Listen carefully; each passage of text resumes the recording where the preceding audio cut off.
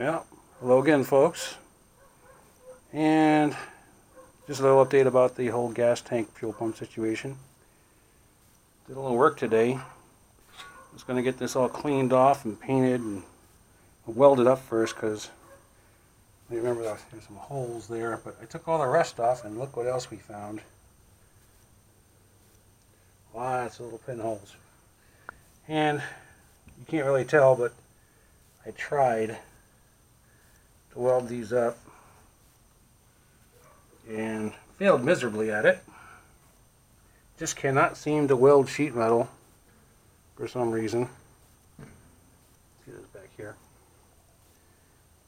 So we're going to go with wife's suggestion number 4. I cannot believe how often she's been right about this. Jeez. Except when the man please show up and take my man card any day.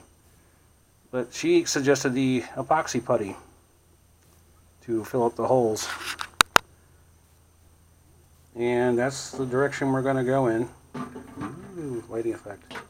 There we go. It's the one thing that makes sense. Quiksteel Epoxy Putty. I've used it before. Does a good job mostly.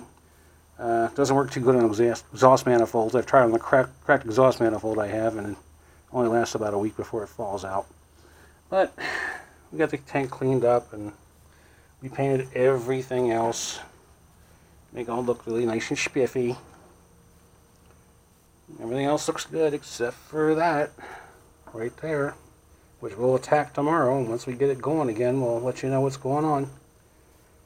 And the fuel pump did come in today. Looks good. Get that done first thing in the morning. We'll talk to you again.